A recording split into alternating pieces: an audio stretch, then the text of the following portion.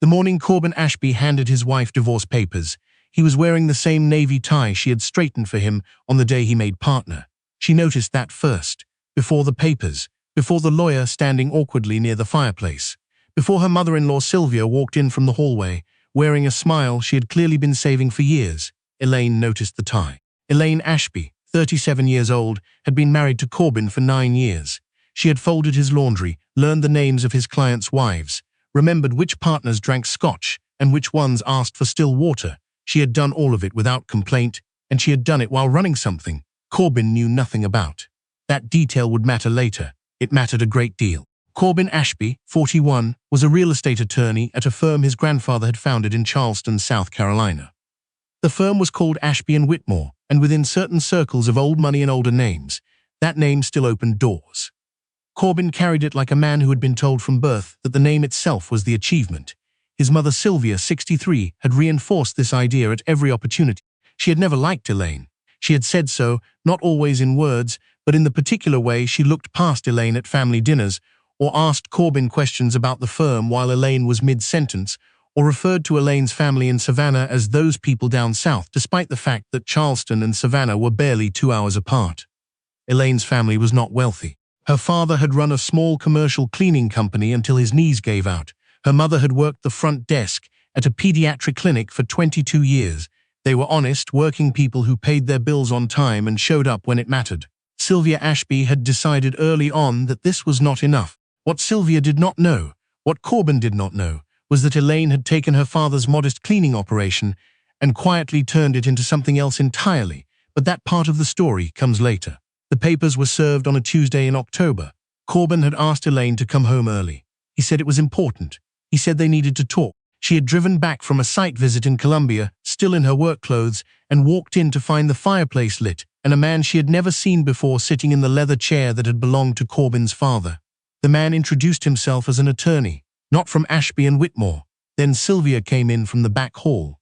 And then Corbin told Elaine he wanted a divorce. He said it clearly without stumbling.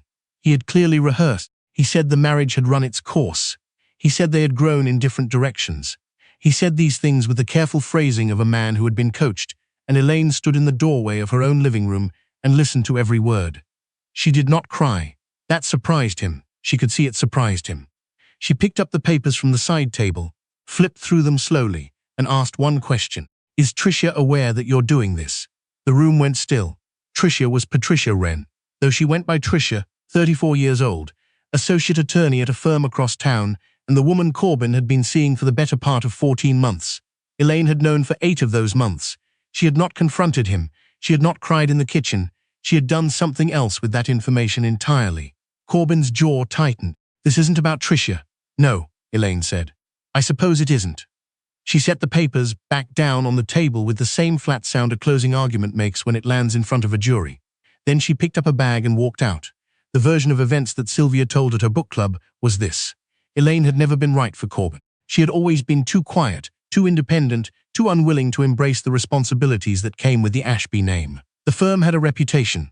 There were expectations. Tricia understood those expectations. Tricia had gone to the right schools. Tricia's father was a judge in Mecklenburg County.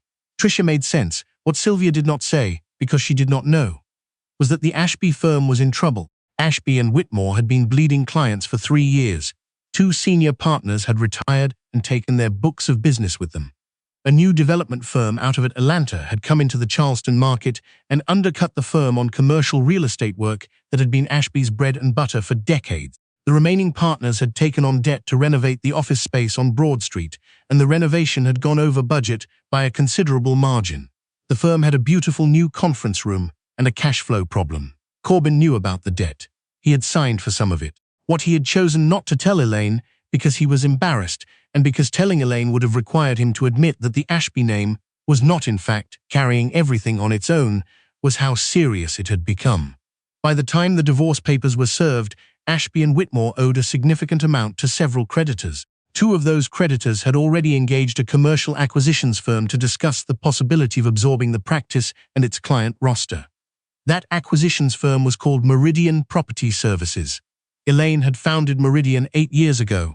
Here is what had happened in the years Sylvia Ashby had spent looking through Elaine at dinner tables. Elaine had taken the commercial cleaning business her father built and done what her father always suspected was possible but never had the time or capital to pursue.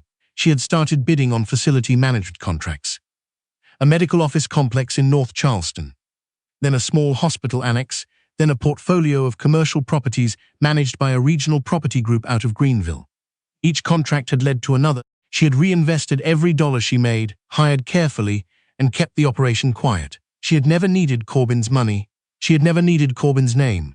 She had kept Meridian entirely separate from her marriage because she had learned, early on, that Corbin's instinct was to absorb things.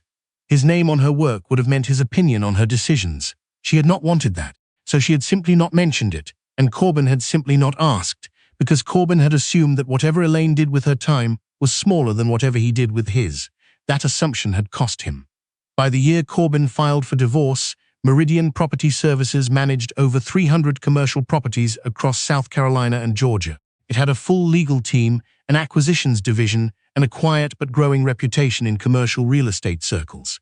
It had also, in the previous 18 months, been approached by a group of creditors seeking to offload the distressed debt of a small Charleston law firm whose name Elaine had recognized immediately. She had not rushed. She had reviewed the books. She had sat with the numbers over 2 consecutive weekends at her office in North Charleston, and she had made a decision that was entirely professional and only incidentally personal. She had made an offer. The divorce was finalized in February. It was not contentious because Elaine did not make it contentious. She did not ask for the house on Rutledge Avenue, even though she could have made an argument for it. She did not ask for a significant portion of the Ashby and Whitmore equity because she already knew what that equity was worth, which was less than Corbin believed. She took what was fair and she walked away cleanly, which confused Corbin's attorney and annoyed Sylvia, who had prepared herself for a fight and found herself holding a sword with no one to swing it at. Tricia moved into the house on Rutledge Avenue 6 weeks after the divorce was finalized. Corbin's partners came to the small dinner party they hosted and said the right things. Sylvia came and said even more of them. No one mentioned Elaine. That was the arrangement. She had been tidily removed from the story of the Ashby family, and everyone agreed, without quite saying so, that this was for the best. In March, a notice went out to the partners of Ashby and Whitmore. The creditors holding the firm's outstanding debt had completed a sale. The acquiring entity was a commercial services company that intended to absorb the firm's lease obligations, renegotiate its vendor contracts, and work directly with the remaining partners on the future structure of the practice. The notice was formal, brief, and written in the careful language of people who had done this before. The name of the acquiring company was Meridian Property Services, LLC. Corbin read the notice twice.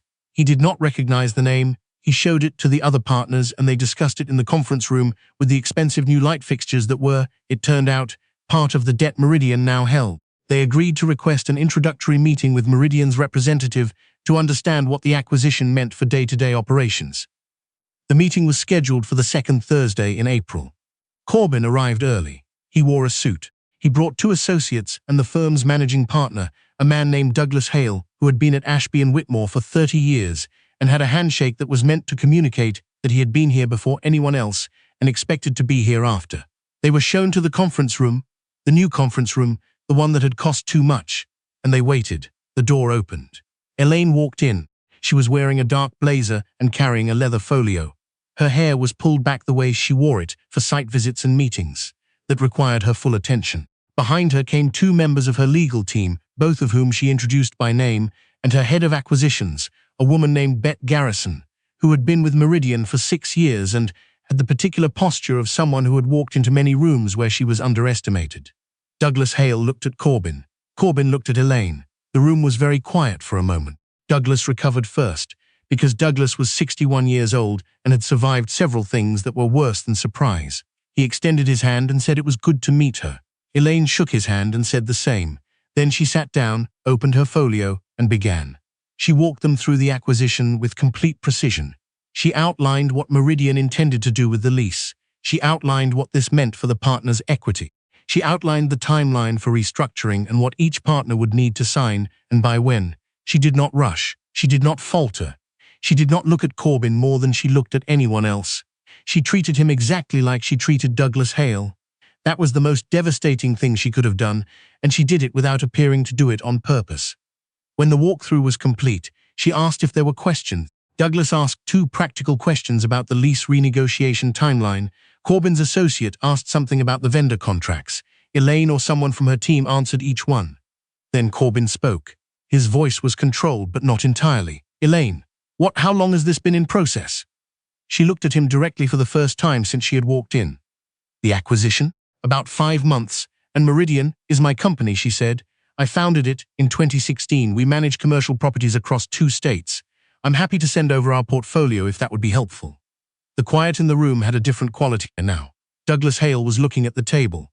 The 2 associates were very still. Corbyn said, almost to himself, "You never told me. You never asked what I did," Elaine said. She said it without particular emotion, the way you state a fact about weather. Is there anything else? There wasn't. What happened over the following weeks was not dramatic in the way that stories sometimes manufacture drama. There was no screaming. There was no confrontation at a family event. There was no moment where Corbyn appeared at Elaine's door in the rain. What happened was quieter, and in some ways, more complete. The partners of Ashby and Whitmore met with Meridian's team 3 more times over the course of 6 weeks. In those meetings, it became clear that the future of the firm depended on an agreement with Meridian. Douglas Hale, to his credit, approached those meetings with pragmatism. He negotiated well. He secured terms that were fair for the remaining partners. Corbyn was present for all of those meetings. He signed what needed to be signed. He did his job, but something had shifted in the way the other partners looked at him.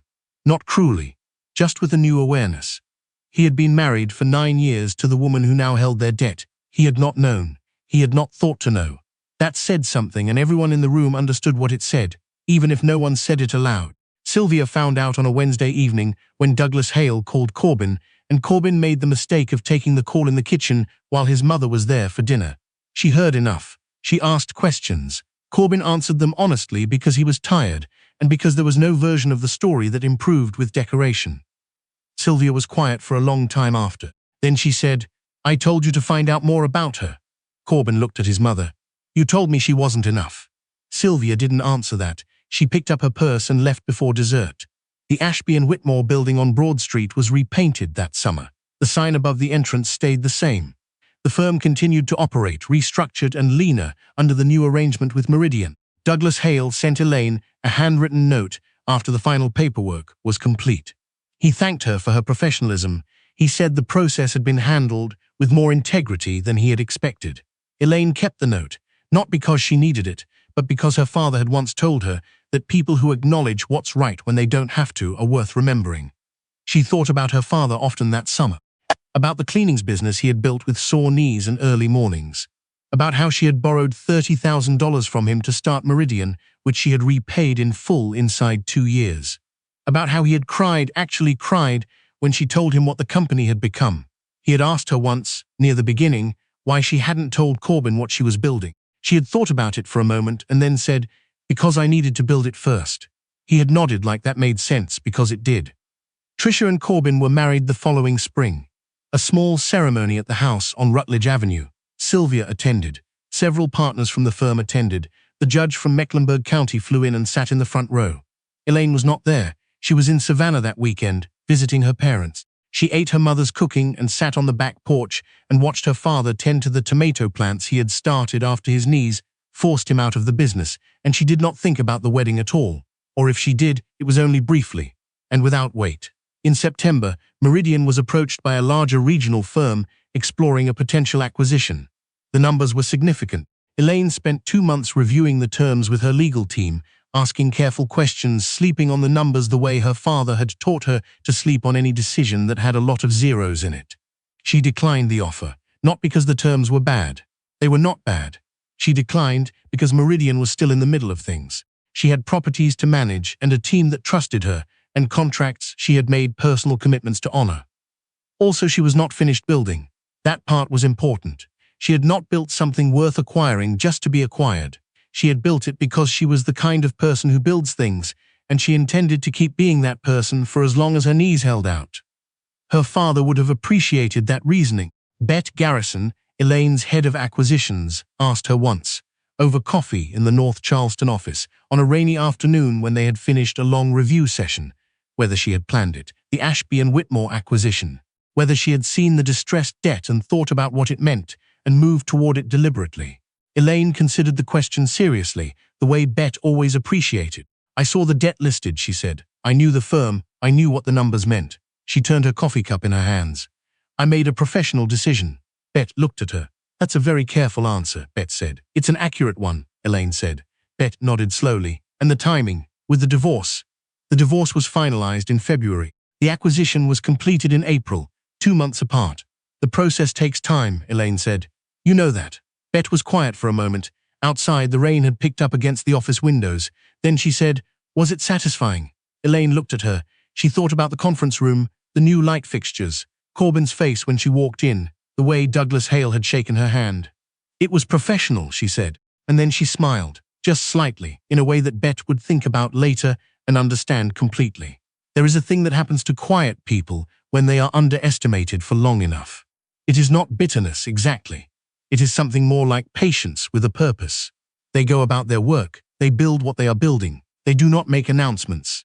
They do not ask to be taken seriously because they understand that asking rarely produces what you are looking for. Elaine Ashby had been that kind of quiet, the kind that is not empty, but full of plans and early mornings and phone calls she took in her car so no one would overhear, full of numbers she had memorized and hands she had shaken and decisions she had made alone because she had always worked better alone. For 9 years, Sylvia had looked through her at dinner tables. For 9 years, Corbin had assumed that whatever Elaine did was smaller than whatever he did. For 9 years, she had sat in the house on Rutledge Avenue and been somebody's wife in a way that felt increasingly like wearing a coat that was not her size. She had not been unhappy, exactly. She had been patient, and then the coat came off, and what was underneath it was Meridian Property Services, 300 commercial properties, a team of 46 people who showed up every day and did good work, and a woman who had turned 37 years old and was only just getting started. The building on Broad Street still had the Ashby name above the door. Elaine had not changed that. It was their name. They could keep it. She had her own.